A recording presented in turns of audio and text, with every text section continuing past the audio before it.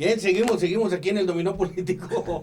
Está agarrando bajada. Sí, no, aquí nos marcan los tiempos, hay que cumplir ahora en radio y tele, y no te salgas ni un segundo y cumplimos. Así que, Carlos Arredondo, Luis García Bursaín, Ponle ahí de seguimos. nuevo porque luego se nos... Sí, Mi querido Carlos estaba terminando.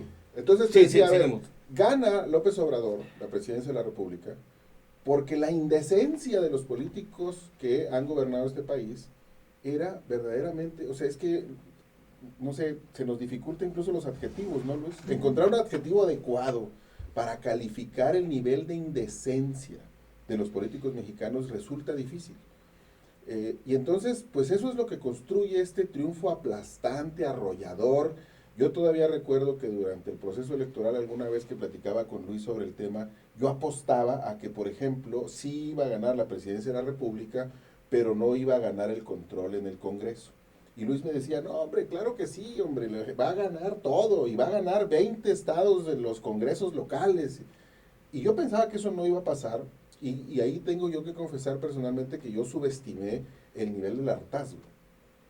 Y es importante recordarlo una vez más, porque eso es lo que hace que López Obrador siga vivo en este momento, a pesar de la cantidad de estupideces que ha hecho en el poder.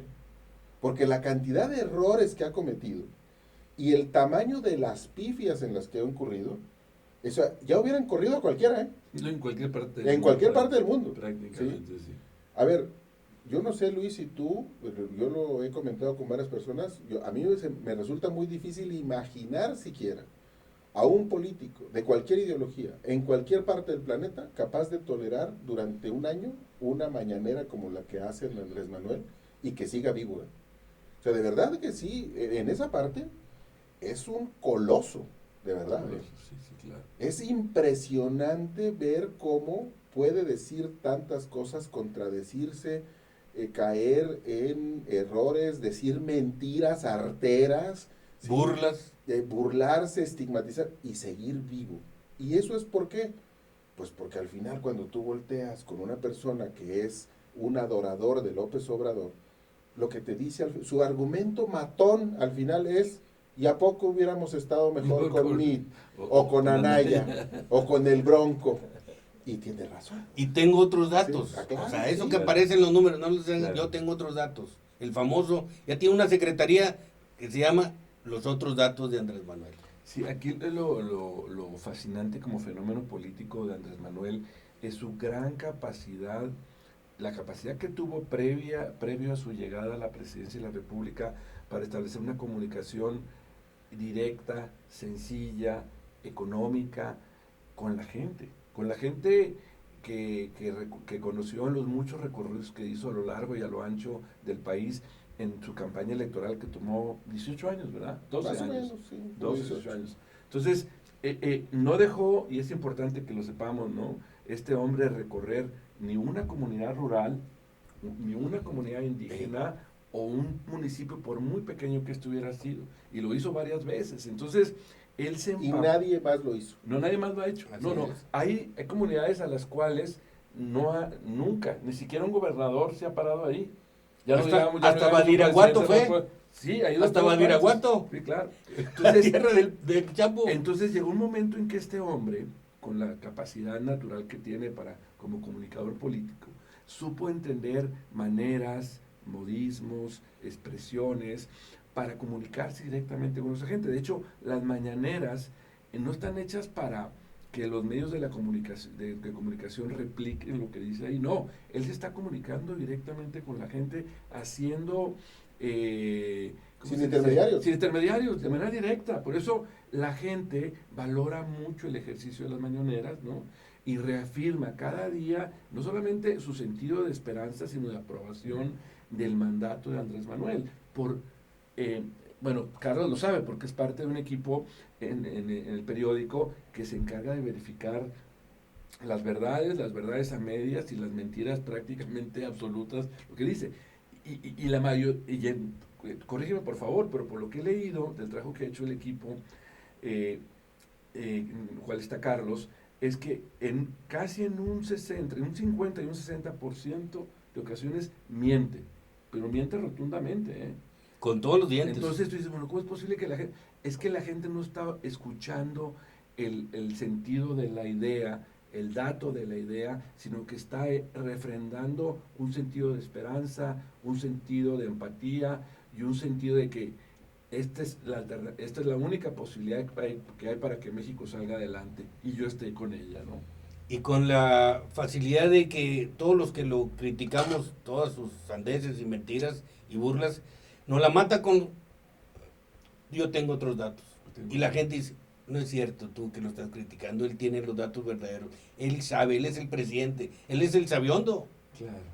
Bueno, y es que, digamos, si recuerdan aquellas entrevistas, aquella entrevista en particular que le hizo Enrique Krause en 2006, si no recuerdo mal, en la campaña presidencial de 2006, cuando le pidió que se definiera a sí mismo y dijo que era un demócrata y un místico.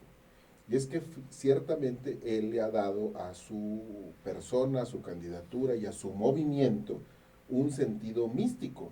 Y entonces es casi una religión. O sea, Andrés Manuel es más un líder religioso que un gobernante.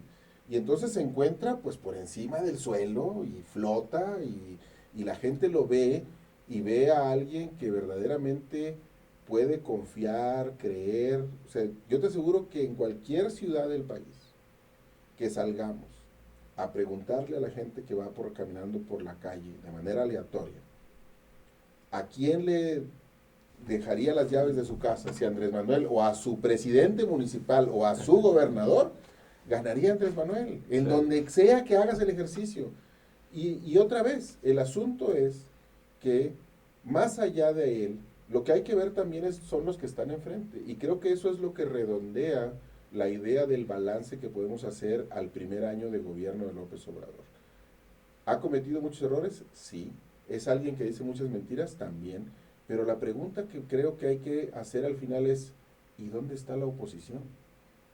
Es que, a ver, la oposición más consistente que creo que Andrés Manuel tiene, la más inteligente que tiene, se llama Broso y Chumel Torres. Y eso es una tragedia, ¿eh? Y ya Broso ya lo sacó. Y Broso pues ya se fue. Para ahorita que ustedes no está viendo, Broso ya no está en la radio en la Ciudad de México. En YouTube sí va a estar, pero por lo pronto. ¿No? Parece que va a haber otras oportunidades, sí. Pero el asunto es, ¿y dónde está el PRI? ¿Y dónde está el PAN? ¿Y dónde está Convergencia? ¿Y dónde, Movimiento Ciudadano? La oposición no existe. Y no existe porque me parece que siguen exactamente igual que antes, creyendo que pueden hacer lo mismo que han hecho hasta ahora y que solo los tropiezos de Andrés Manuel lo van a regresar al poder. En mi opinión, eso no es cierto. Están minimizados a su mínima expresión y creo que la salida, ahorita lo comentaba, de que la única respuesta para darle las gracias a este señor que se vaya, si se puede antes, es que está contraputeando a toda la población y vamos a andar como Chile, como andan ahorita en Bolivia, dándonos todos contra todos para sacarlo porque los partidos, yo no les veo ninguna posibilidad, la gente se hartó y no hay manera de que los vuelva a convencer, pues si él los conoce, pues por eso se fueron con él, aún siendo priista. Sí, como bien dice Carlos, o sea, mientras no haya, porque no la hay, ¿no? Una oposición real, va a ser muy difícil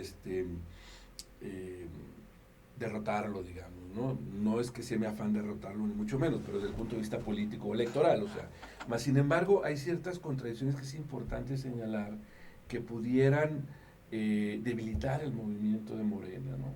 Una de ellos es la economía, ¿sí? Tenemos una economía, lo acaba de decir el Banco de México ayer, ¿no? Que probablemente crezca a menos 0.2, ¿no? Entonces, tenemos una economía débil. Tenemos el proyecto de Pemex que él pretende rescatar como una papa caliente, mal vista por las agencias calificadoras y por las instituciones bancarias a nivel global, ¿no? Que no ven con buenos ojos. ¿Qué significa eso? No verlo con buenos ojos. Significa que los inversionistas que pudieran apostarle al país, pues simplemente se reservan la posibilidad, ¿no? Entonces está la economía como un factor que sin imaginarlo él, estoy seguro, ¿no? Puede actuar como un contrapeso muy importante. Es decir, porque va a haber un momento en que la realidad real, que es la economía, que es lo que comemos, lo que nos sirve para poder comprar lo básico para sobrevivir, ¿no? Va a estar detenida. Entonces, la gente va a empezar a comparar yo pienso, ¿no? De una manera mucho más puntual entre lo que él dice y la realidad cotidiana que ellos viven, ¿no? Entonces, quizás todavía no ha llegado ese momento, pero más pronto que tarde va a llegar. El otro momento que también a mi parecer es crítico es Morena mismo. Morena es él. Si hace poco se molestó, no sé si te acuerdas, mi querido Carlos, con la gente morena porque estaban como perros y gatos peleándose. No, todavía están, ¿eh? No, todavía, por las candidaturas, por la dirigencia. Por la dirigencia, ¿no? Y les dijo, si ustedes siguen utilizando sus puestos, y yo me voy. Yo me voy. Entonces, me encantó la Polvensky, porque dijo, pues yo voy con usted, señor. al nuevo partido que vamos a hacer. Sí, claro.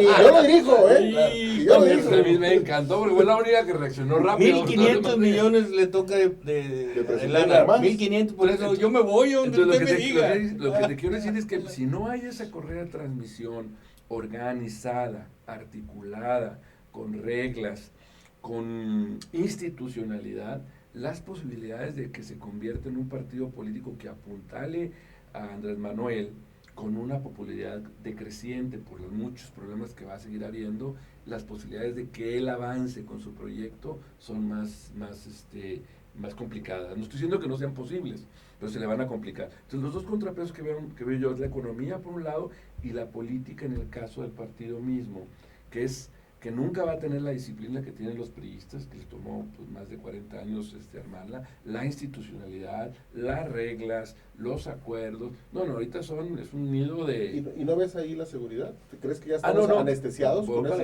allá. Con los besos y abrazos, no está fácil. Economía, política en el caso de Morena y la seguridad, como dice Carlos, y le dejo a Carlos la pelota para que nos platique. Es que sí, yo coincido con estas dos cosas que dices, hago énfasis en el asunto del partido. Ahí es otra ventana por la que podemos nosotros ver y darnos cuenta cómo, nada más ustedes imaginen que este desgarriate que traen en Morena, este marranero que traen en Morena, porque a ver, ¿de qué se están acusando entre ellos, O sea, no es un asunto de un pleito con el PAN o con el PRI, no, entre ellos, los morenistas, la esperanza de México, ¿sí? Que son priistas, panistas, perredistas y de todo. Ya sí. es una capirotada ahí. Es un zoológico, dijo alguien. Zoológico.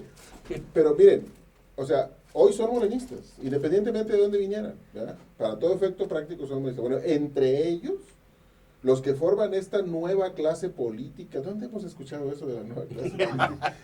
Esta nueva clase política que iba a desentar la vida pública del país, entre ellos se acusan de rasurar el padrón, ¿no? Sí. O sea, la Polés quizá le dice, no, con este padrón no podemos ir a una elección interna, ¿no? Este padrón está fraudulento. Y dices, ¿y quién? ¿Que se los hizo el PRI? No, ¿o qué? ¿A quién culpa? ¿Cómo anda Andrés Manuel? Culpando a todo lo demás, ahí a ver a quién. Han suspendido asambleas distritales a balazos. A balazos. A sillazos. A golpes, a balazos y a sillazos. ¿Sí? Aquí en Coahuila nada más 2 fueron canceladas por... Bueno, aquí no hay dirigencia en Coahuila. Aquí los he tenido, Sí. Aquí se han peleado entre ellos aquí. ¿Ah, de veras? Sí, se han peleado entre ellos. Me empiezan a hablar bien los dos de Andrés Manuel. Y digo, no, por favor. Y los hago pelear. Las broncas son de entre ustedes. Y ahí me llevo toda la hora, en serio. Pero ya no los vuelvo a invitar. No, sí hay que invitarlos. Porque son parte, por separado. Son parte de la vida pública del país. Pero entonces, imaginen, de verdad, que eso le pasa a Peña Nieto, o le pasa a Calderón, o a Fox. Hombre, todos estaríamos diciendo que están en el borde de la extinción. Menos Morena. ¿Por qué? Porque López Obrador sigue siendo un colchón como esos que usan los bomberos para que tú te avientes desde el 10º piso y no te estrelles contra el pavimento. Claro. Es que, entonces, y otra vez creo que ahí hay que volver a decir que, dice Luis, y yo coincido con él, lo que va a derrotar a López Obrador al final va a ser factores exógenos que no están en su control y que no puede tener en su control. Nada más que yo lo que sí preguntaría es, ¿y qué significa que derroten a López Obrador? ¿Que regresen los mismos indecentes que estaban antes? ¿Y que nada más vuelvan a cachar el poder otra vez sin haberse comprometido absolutamente a nada transformador con el país? Pues entonces no valió la pena pasar por este trago amargo, Que siga. Discúlpenos, vamos a otro corte y regresamos ya al último segmento. Híjole, qué rápido. No, quién sabe qué va a pasar, pero este programa se lo vamos a pasar directamente al Twitter de Andrés Manuel. Quién sabe cómo nos vaya o cómo No, me para decir vaya. que tiene otros datos. Sí, él tiene otros datos. Vamos a un corte y ahorita regresamos.